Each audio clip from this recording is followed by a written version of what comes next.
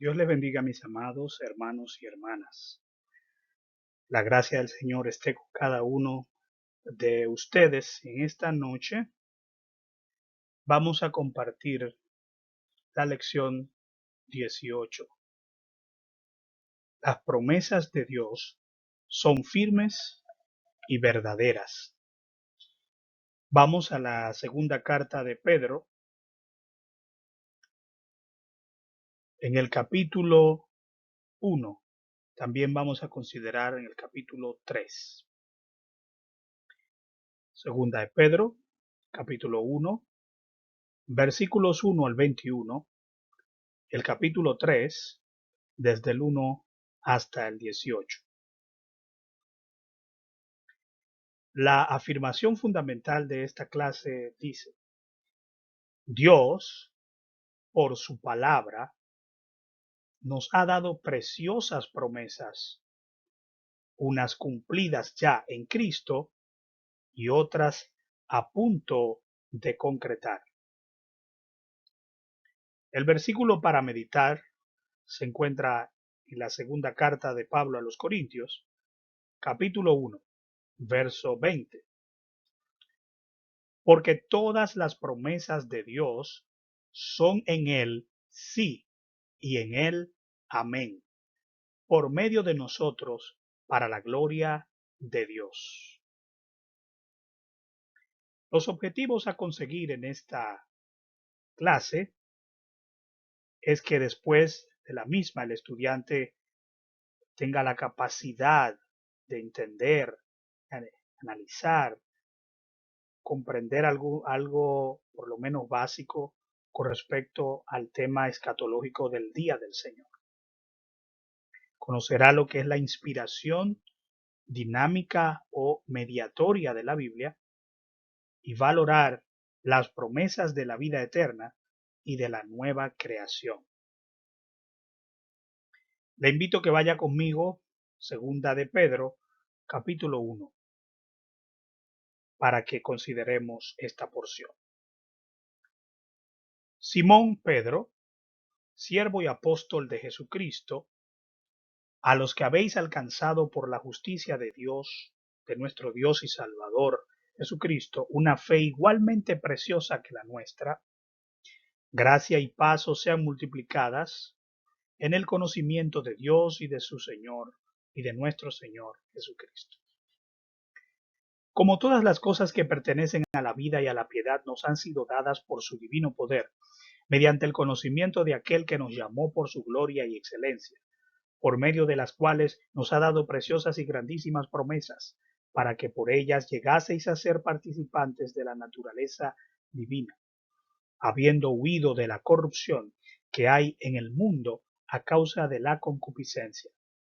Vosotros también, poniendo toda diligencia por esto mismo, añadid a vuestra fe virtud, a la virtud conocimiento, al conocimiento dominio propio, al dominio propio paciencia, a la paciencia piedad, a la piedad afecto fraternal y al afecto fraternal amor. Porque si estas cosas están en vosotros y abundan, no os dejarán estar ociosos ni sin fruto en cuanto al conocimiento de nuestro Señor Jesucristo. Pero el que no tiene estas cosas tiene la vista muy corta, es ciego, habiendo olvidado la purificación de sus antiguos pecados. Por lo cual, hermanos, tanto más procurad hacer firme vuestra vocación y elección, porque haciendo estas cosas no caeréis jamás. Porque de esta manera os será otorgada amplia y generosa entrada en el reino eterno de nuestro Señor y Salvador Jesucristo. Por esto, yo no dejaré de recordaros siempre estas cosas, aunque vosotros las sepáis y estéis confirmados en la verdad presente. Pues tengo por justo, en tanto que estoy en este cuerpo, el despertaros con amonestación, sabiendo que en breve debo abandonar el cuerpo, como nuestro Señor Jesucristo me ha declarado. También yo procuraré con diligencia que después de mi partida vosotros podáis en todo momento tener memoria de estas cosas, porque no os hemos dado a conocer el poder y la venida de nuestro Señor Jesucristo siguiendo fábulas artificiosas, sino como habiendo visto con nuestros propios ojos su majestad. Pues cuando él recibió de Dios Padre honra y gloria, le fue enviada desde la magnífica gloria una voz que decía: Este es mi Hijo amado, en el cual tengo complacencia. Y nosotros oímos esta voz enviada del cielo, cuando estábamos con él en el monte santo.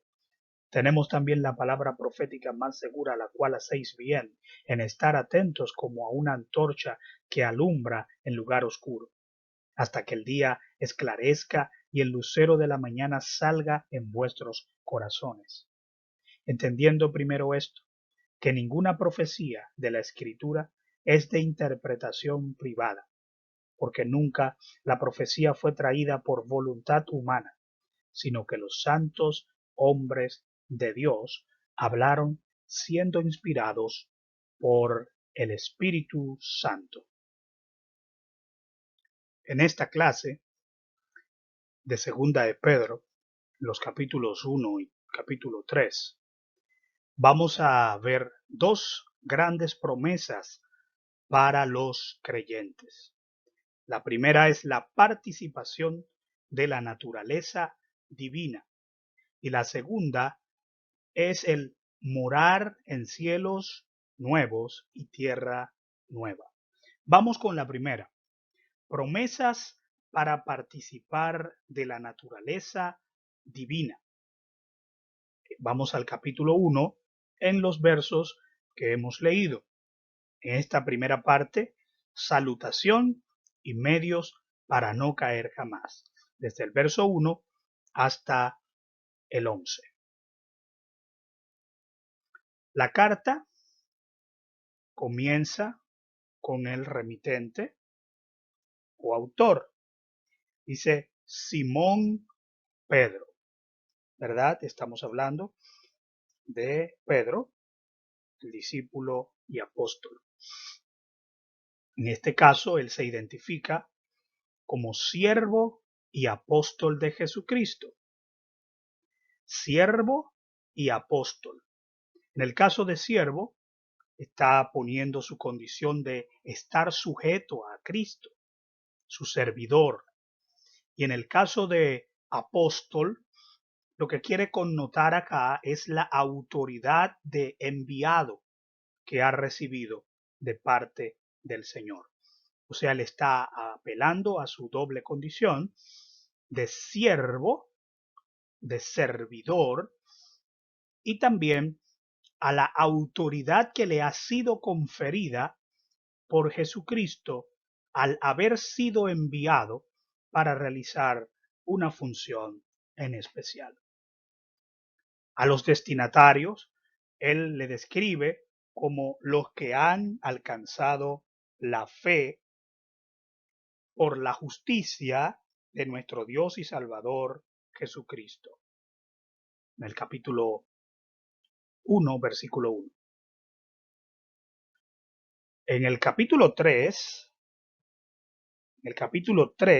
verso 1, dice: Amados, esta es la segunda carta que os escribo, y en ambas despierto con exhortación vuestro limpio entendimiento. Quiere decir, cuando dice que esta es la segunda carta que os escribo, que estos son los mismos destinatarios que la carta anterior, o sea, primera de Pedro. Recordarán ustedes que en la carta primera de Pedro habla a qué grupo de personas. Dice a los expatriados de la dispersión en el Ponto, Galacia, Capadocia, Asia y Bitinia. Y ahora en el capítulo 3 de la segunda carta, en el versículo 1, dice: esta es la segunda carta que les escribo. Por lo tanto, podemos concluir que se trata de los mismos destinatarios. La fe que se ha alcanzado se debe a la justicia de Dios, a la justicia de nuestro Dios y Salvador Jesucristo. Fíjense que le está dando ahí a Jesucristo una doble titulación. Dice justicia del Dios nuestro y Salvador Jesucristo. Título número 1, Dios nuestro. Título número 2, Salvador. Cuando habla de Dios nuestro, está ubicando a Jesucristo en sustancia, en lo que conocemos como la Trinidad. Está apelando a su preexistencia como Dios antes de venir a este mundo. Dice Dios nuestro.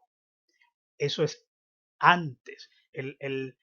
Juan dice que en el principio era el verbo y que el verbo era con Dios y que el verbo era Dios. Hasta ahí esa es la preexistencia de Cristo como Dios antes de venir a la tierra.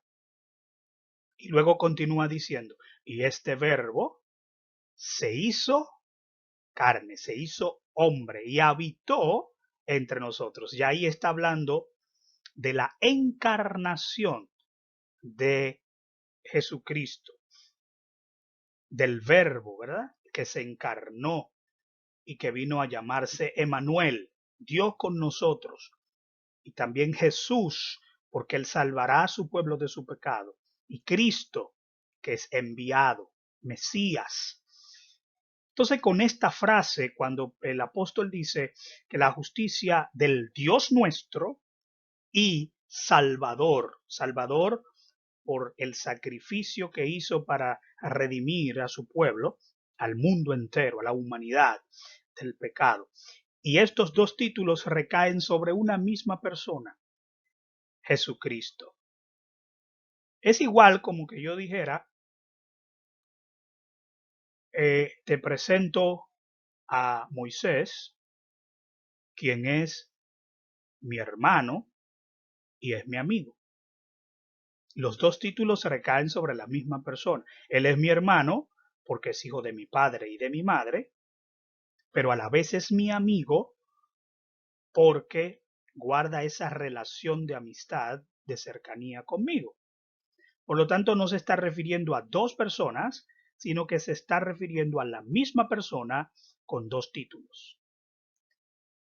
O sea que esta frase está hablando de la deidad de Cristo. Porque muchos niegan la deidad de Cristo, niegan que Cristo sea Dios mismo en sustancia. Por eso esta frase lo deja ver cuando dice nuestro Dios y Salvador Jesucristo. Pues está usando un solo artículo, como bien aclara el escritor al comienzo de la oración, en el cual encierra los títulos de Dios y Salvador en una sola persona que es Jesucristo. Todo lo que pertenece a la vida eterna y a la piedad, es decir, todo lo que proviene de Dios, se ha dado por su divino poder y se adquiere por el pleno conocimiento de Dios por medio de Cristo. Recuerden, hermanos, que hay un solo Dios y que hay un solo mediador entre Dios y los hombres, y que este es Jesucristo, hombre.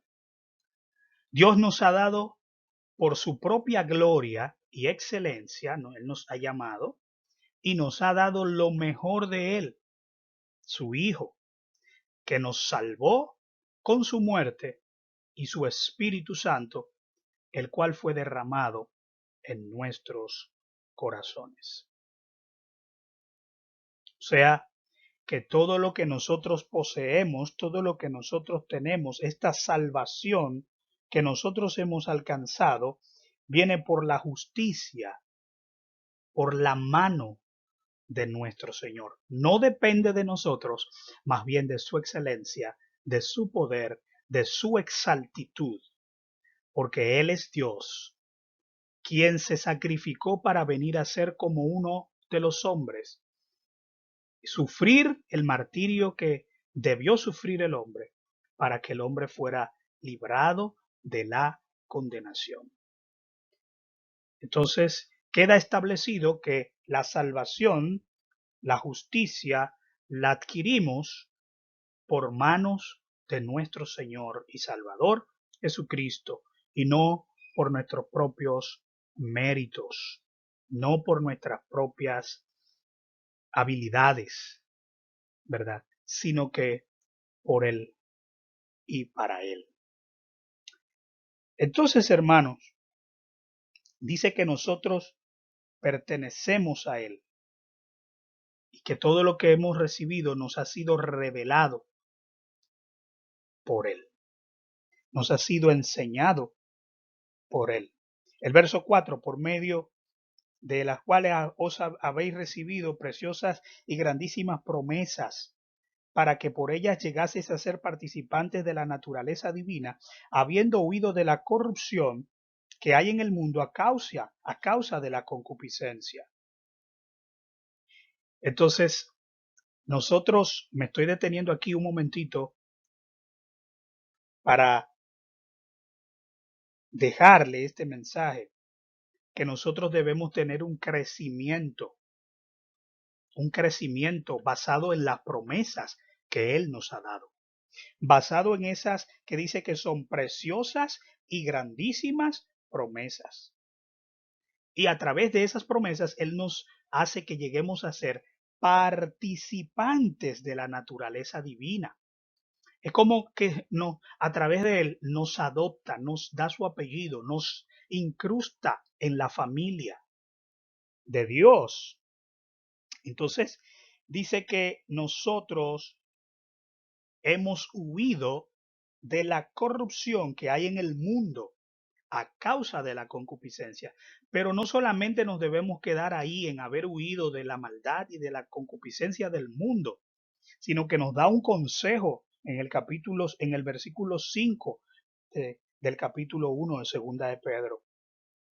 Poniendo toda diligencia, añadid a vuestra fe virtud, a la virtud conocimiento, al conocimiento dominio propio, al dominio propio paciencia, a la paciencia piedad, a la piedad afecto fraternal y al afecto fraternal amor. Eso es importante, porque fíjense cómo nosotros podemos ver ahí el hecho de que nosotros tenemos que ir creciendo y sumando a lo que hemos recibido, a lo que con lo que iniciamos debemos irlo mejorando en Cristo. No me detengo más aquí porque ya hemos tenido la oportunidad en otro momento de hablar precisamente de esta cita con respecto al crecimiento, así que seguimos en este estudio. La parte B dice, testimonio personal, el testimonio personal y las escrituras sagradas. El capítulo 1, todavía estamos, capítulo 1, segunda de Pedro, verso 12. Me gustaría leer el 11, porque de esta manera os será otorgada amplia y generosa entrada en el reino de nuestro Señor y Salvador Jesucristo. Por esto, yo no dejaré de recordaros siempre estas cosas, aunque vosotros las sepáis y estéis confirmados en la verdad presente, pues tengo por justo, en tanto que estoy en este cuerpo, el despertaros con amonestación. Despertaros con amonestación, sabiendo que en breve debo abandonar el cuerpo, como nuestro Señor Jesucristo me ha declarado.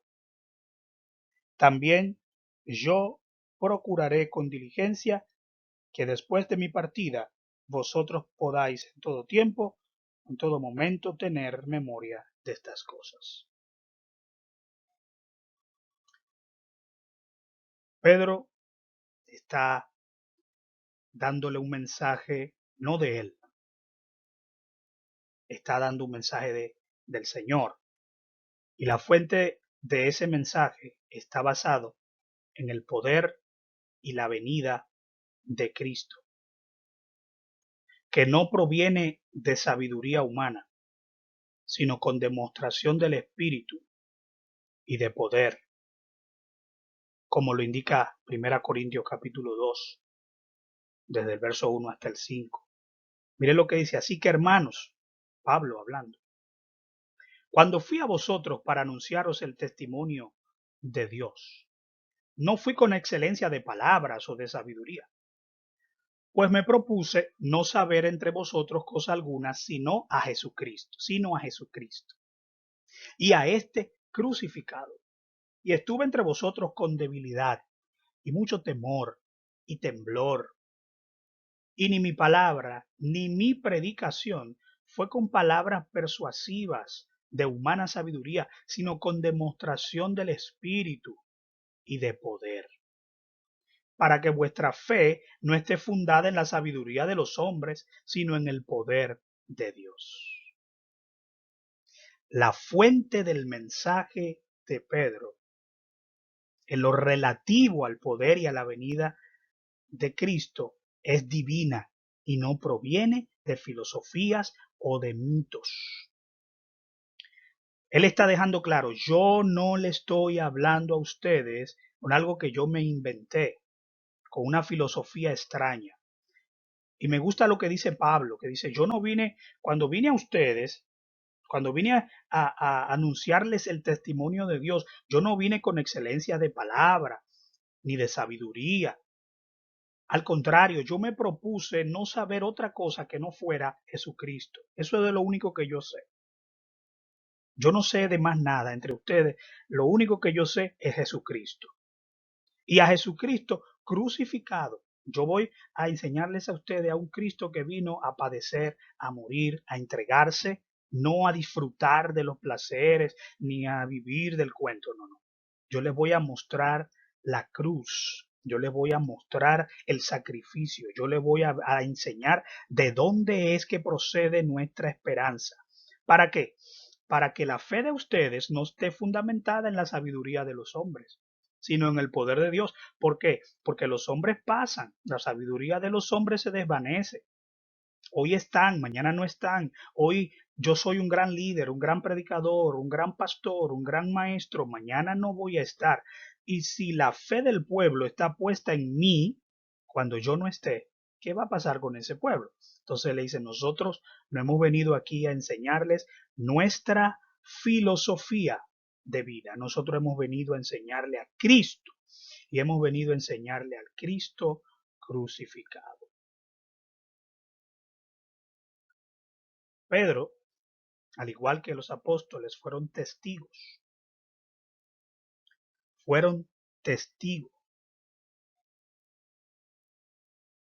oculares, estuvieron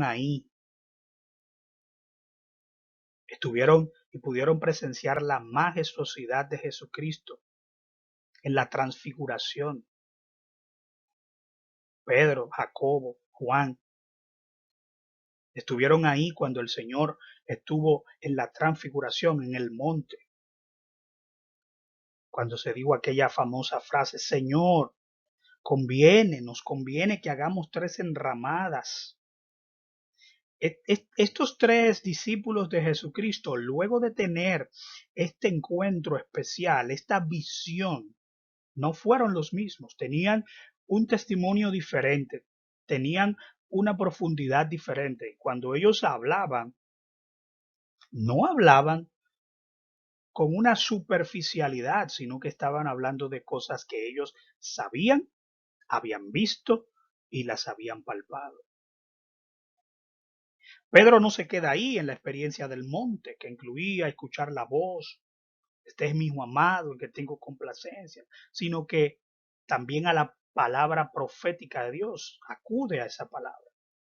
Y se compara la palabra con el lucero de la mañana, la Venus celestial que alumbra los corazones. O sea, la palabra de Dios dándole su importancia, dándole el valor que amerita.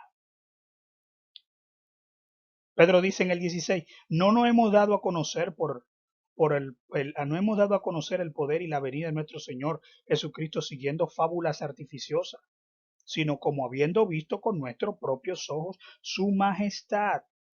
¿Mm? Eso es importante. Que la persona que te está comunicando la visión, que la persona que te está comunicando el conocimiento, es alguien que lo vivió, es alguien que lo palpó, y eso da seguridad.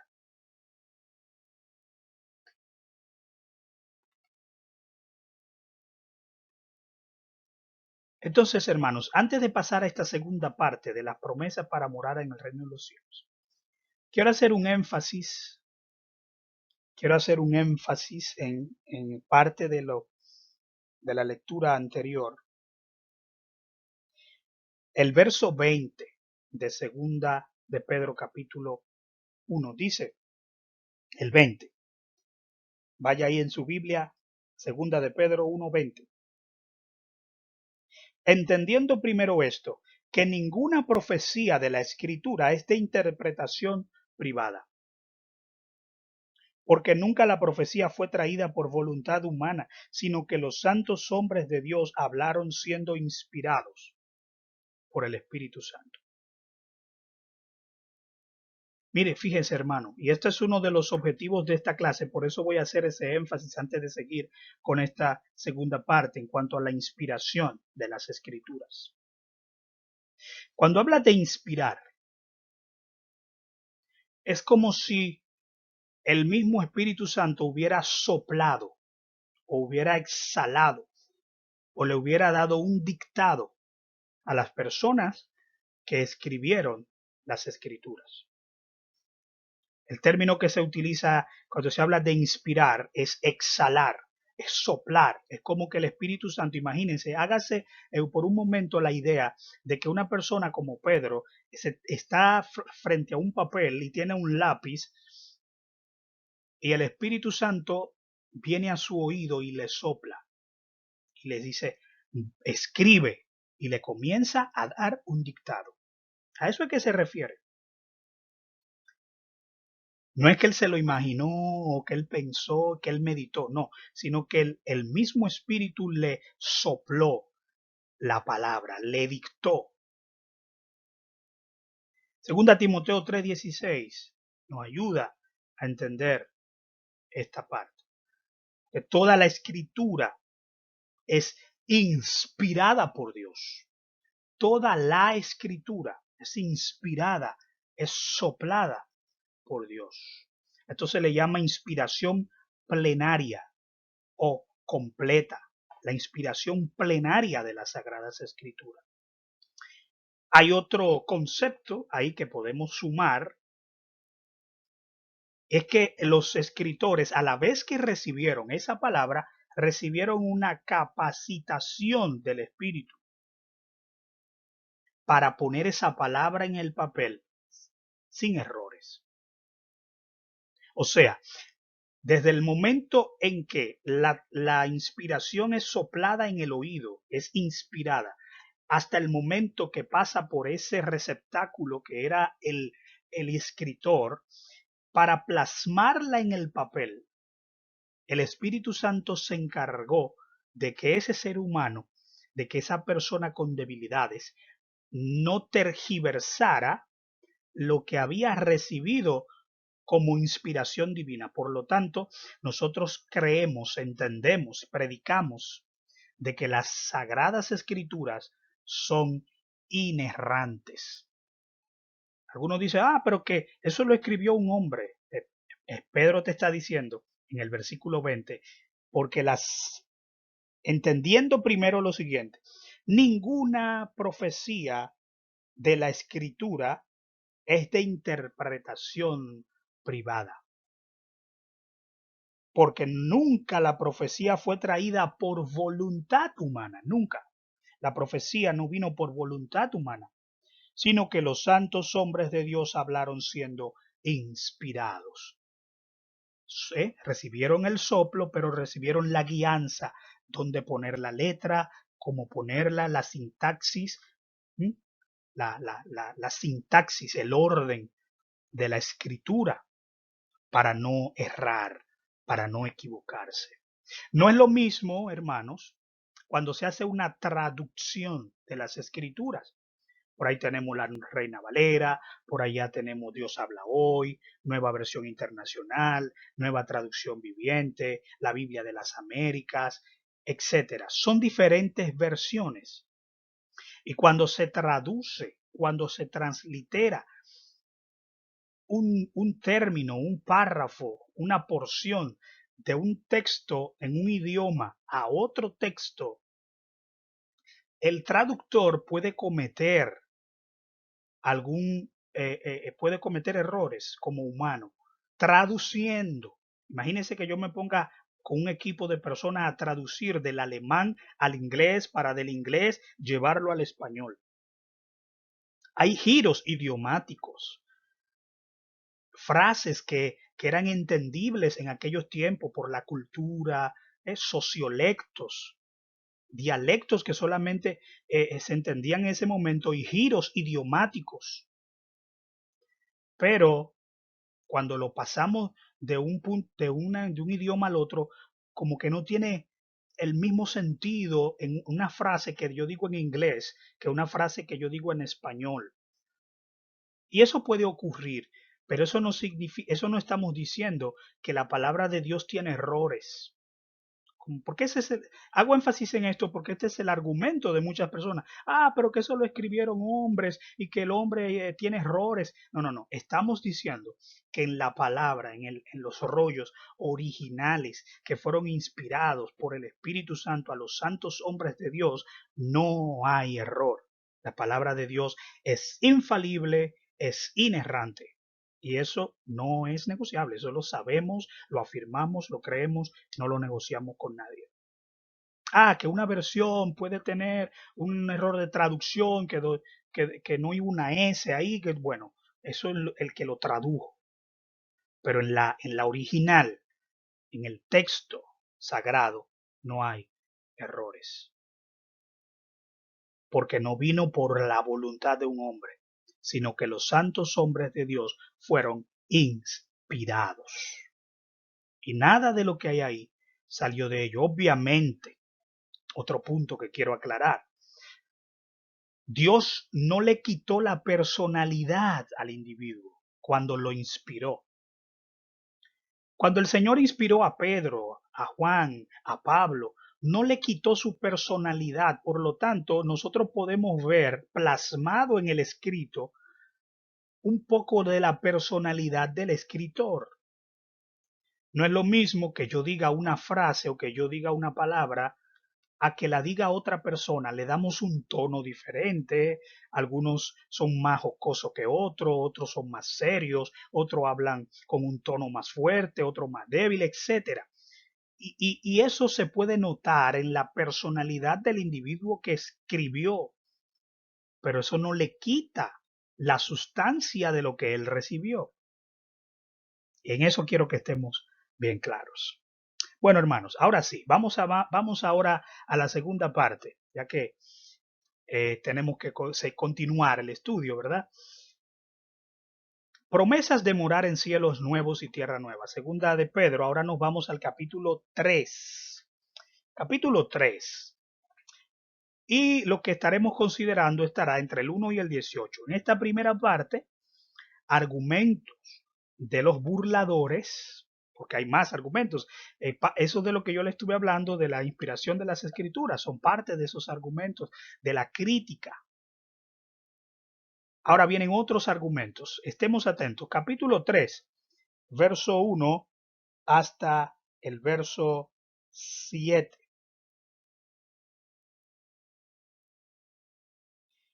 Dice que esta es la segunda carta que le escribo, ya eso lo vimos. El verso 2 dice, para que tengáis memoria de las palabras que antes han sido dichas por los santos profetas y del mandamiento del Señor y Salvador dado por vuestros apóstoles, sabiendo primero esto, que en los posteriores días vendrán burladores, andando según sus propias concupiscencias, y diciendo, ¿dónde está la promesa de su advenimiento? Porque desde el día en que los padres durmieron, todas las cosas permanecen así como desde el principio de la creación. Estos ignoran voluntariamente que en el tiempo antiguo fueron hechos por la palabra de Dios los cielos y también la tierra, que proviene del agua y por el agua subsiste, por lo cual el mundo de entonces pereció anegado en agua. Pero los cielos y la tierra que existen ahora están reservados por la misma palabra, guardados para el fuego en el día del juicio y de la perdición de los hombres impíos. Bueno, dice que es la segunda carta que escribe, habla del propósito, que era llevar exhortación, ¿verdad? Para que ellos las cumplieran y que entendieran. En la primera carta, las exhortaciones estaban dirigidas a las comunidades de fe para que mantuvieran el testimonio y la relación armoniosa uno con otro por las persecuciones que había en ese tiempo. En la segunda carta, él está ya más hablando de asuntos de tipo doctrinal. Es una carta más doctrinal. Pedro les está exhortando que recuerden las palabras de los profetas, las escrituras hebreas, así como los mandamientos que Cristo dejó en los apóstoles. La Biblia nos advierte de los burladores que se levantarán en los días postreros. Estos burladores plantean dos situaciones, como hemos leído. Número uno, el alegado retraso de las promesas de Dios sobre el advenimiento de Cristo. Y segundo, que nada ha cambiado en el mundo. Pedro trata este argumento diciendo que estos burladores olvidan voluntariamente que el universo fue creado originalmente por la palabra de Dios por medio del agua y por el agua subsisten. Hubo filósofos como Aristóteles que sostenían la eternidad de la materia y que no sufría cambio alguno. Sin embargo, Dios por medio del verbo creó todas las cosas y por él subsisten. Y por su palabra y su voluntad, un día serán destruidos los cielos y la tierra para dar paso a una nueva creación. Descripción del día del Señor. Verso 8 al 13. Versos 8 al 13. Más, oh amados, no ignoréis esto, que para el Señor un día es como 1000 años, y 1000 años como un día. El Señor no retarda su promesa, según algunos la tienen por tardanza, sino que es paciente para con nosotros, no queriendo que ninguno perezca, sino que todos procedan al arrepentimiento. Pero el día del Señor vendrá como ladrón en la noche, en el cual los cielos pasarán con grande estruendo, y los elementos ardiendo serán deshechos, y la tierra y las obras que en ella hay serán quemadas. Serán quemadas, puesto que todas estas cosas han de ser deshechas. ¿Cómo no debéis vosotros andar en santa y piadosa manera de vivir, esperando y apresurándoos para la venida del día de Dios, en el cual los cielos, encendiéndose, serán deshechos, y los elementos, siendo quemados, se fundirán? Algunos dicen que el Señor se había tardado, que la venida de Cristo se ha tardado. Pedro les habla de el Salmo 94, porque 1000 años delante de tus ojos son como el día de ayer que pasó y como una de las vigilias de la noche. Fíjense, dice primero como el día de ayer que pasó, pero después dice como una de las vigilias de la noche. Recuerden que los judíos y los romanos dividían la noche por vigilias. Los, los judíos usaban 3 vigilias, los romanos 4. La primera, que era lo que se llamaba tarde, que era de 6 de la tarde a 9 de la noche. Ellos le llamaban a esto tarde. La segunda era la medianoche, que iba desde las 9 hasta las 12 de la medianoche. La tercera era lo que se llamaba el canto del gallo, que ahí es que Jesús le dice a Pedro, antes de que venga el canto del gallo, me negarás 3 veces, o sea, antes de esa hora, antes de las 3 de la mañana. Era el canto del gallo, que se va desde las 12 de la medianoche hasta las 3. Y la cuarta vigilia era lo que se llamaba la mañana. La mañana va desde las 3 hasta las 6. O sea que cuando Pedro está diciendo que para el Señor 1000 años es como un día, y citando al Salmo 90, 1000 años es como un día, como el día de ayer que pasó, y la está comparando a una de las vigilias de la noche, o sea, lo está haciendo todavía más pequeño. Yo sé que cuando uno quiere hablar del dominio que tiene Dios del tiempo y que para él no hay tiempo, uno dice, para Dios 1000 años es como un día. Fíjate que según este texto bíblico, todavía lo podemos reducir más. Podemos decir, para Dios, 1000 años es como una vigilia, o sea, como 3 horas más o menos. O sea que para Dios el tiempo no es una preocupación. El hombre a veces quiere forzar a Dios a que Dios camine de acuerdo al cronos. Recuerde que Dios no anda de acuerdo al cronos. Dios se mueve de acuerdo al kairos. ¿Mm? El cronos, el tiempo del reloj, ¿verdad? El tiempo que marcamos en minutos, horas, segundos. El kairos es el tiempo perfecto de Dios en el cual Él hace las cosas según la ha establecido. Pedro le dice que el humano, que él no debe ver el tiempo de Dios basado en el tiempo del hombre. Señor, pero ya ha pasado demasiado tiempo. Yo tengo 3 años, 4 años, 5 años en esto. Y el Señor dice, bueno, para mí 1000 años es como un día. Además, no se trata de tardanza. No es que Él se esté tardando, sino que Él tiene misericordia. El hecho de que el Señor no haya mostrado, revelado todavía su día, su juicio final, no es un asunto de que Él se tardó, de que se le tomó el tiempo, sino que Él tiene misericordia porque Él no quiere que se pierda nadie, sino que todos procedan al arrepentimiento y por eso Él está dando un chance para que el hombre comprenda y llegue a los pies de Él. En cuanto al día del Señor, Él señala que vendrá como ladrón en la noche. Ya ustedes saben lo que significa esto, no va a avisar. El día del Señor es un término que abarca diferentes eventos, pero básicamente lo que quiere decir el día o el tiempo en el que el Señor, nuestro Dios, manifestará su juicio, manifestará el pago al hombre por todas las cosas según sus obras. Hay dos posiciones en cuanto a la consumación de la creación. Uno piensa que habrá solo una renovación de esta creación basado en Romanos capítulo 8, 19, 23, mientras que otros opinan, y ahí se inscribe Pedro, de que todo será destruido y reemplazado por una nueva creación. Fíjese de nuevo en Pedro, segunda de Pedro capítulo 3, verso 10 hasta el 12, cómo lo describe. ¿Cómo lo describe? Dice que el día del Señor vendrá como ladrón en la noche, en lo cual los cielos pasarán con gran estruendo y los elementos ardiendo serán deshechos, y la tierra y las obras que en ella hay serán quemadas.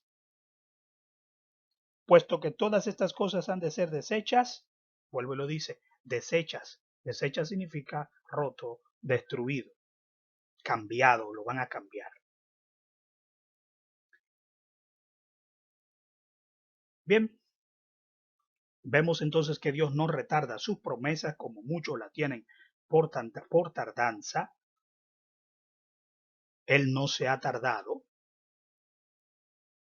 Y vemos el segundo argumento, que es quebrado también, de que nada ha cambiado.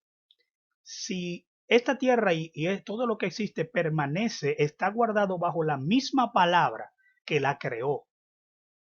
No es que eso está fuera del control de Dios, sino que la misma palabra que creó esa naturaleza la está conservando para un día, para un momento específico, mostrar la gloria del Señor y el juicio del Señor. Vamos a la última parte. Exhortaciones finales y doxología. Segunda de Pedro 3, 14 al 18. Por lo cual, oh amados, estando en espera de estas cosas, procurad con diligencia ser hallados por él sin mancha e irreprensibles, en paz. Y tened entendido que la paciencia de nuestro Señor es para salvación, como también nuestro amado hermano Pablo, según la sabiduría que le ha sido dada, os ha escrito casi en todas sus epístolas, hablando en ellas de estas cosas, entre las cuales hay algunas difíciles de entender, las cuales los indoctos e inconstantes tuercen, como también las otras escrituras para su perdición. Así que vosotros, oh amados, sabiéndolo de antemano, guardaos, no sea que arrastrados por el error de los inicuos, caigáis de vuestra firmeza. Antes bien, creced en la gracia y el conocimiento de nuestro Señor y Salvador Jesucristo. A Él sea la gloria ahora y hasta el día de la eternidad. Amén. Ante estas promesas que ya hemos revisado, que hemos leído, Pedro le exhorta a que con toda diligencia sean hallados irreprensibles, sin mancha, teniendo como ejemplo la paciencia del Señor. Aquí Pedro habla, si se fijaron, de las cartas que Pablo enviaba, de lo que Pablo escribía. Y Pedro, dice el escritor, y según leemos en la Biblia, está equiparando, dice, según como Pablo escribió, de acuerdo también a las otras escrituras, o sea, está poniendo los escritos de Pablo como de gran valor teológico, doctrinal, instruccional para el pueblo del Señor. Algunas cosas difíciles de entender, Pablo era muy profundo, tenía una teología profunda, pero él señala que algunos desaprensivos se basaban en esto y torcían las escrituras, pero que esto será para su perdición. Pedro previene de guardarse para no ser arrastrados como los indoctos que tuercen las escrituras y a no perder la firmeza de la salvación que es en Cristo Jesús. La última exhortación es a creer en la gracia y el conocimiento de Cristo. Pedro culmina con una doxología, que es lo mismo que decir una alabanza, una exaltación a Cristo. Sí, así él termina, con una doxología o exaltación a Cristo. Dice, creed en la gracia o creced en la gracia y el conocimiento de nuestro Señor y Salvador Jesucristo. Ahí viene la doxología. A Él sea gloria, ahora y hasta el día de la eternidad. Amén. Dios les bendiga, Dios les guarde. Recuerden que esta lección hemos tratado dos grandes promesas de Dios. El hecho de que nosotros hemos venido a ser participantes de la naturaleza divina por la obra redentora que el Señor ha hecho en nosotros. Y en segundo lugar, que esta tierra y el cielo y lo que conocemos serán purificados, serán llevados a un estado de perfección como el Señor lo concibió para el disfrute de todos aquellos que guarden, que guarden su palabra y que se mantengan firmes por su gracia. Dios le bendiga, Dios le guarde. Espero que estas palabras sean de bendición a su vida y que nos ayuden a nuestro crecimiento espiritual. En el nombre de Jesús. Amén.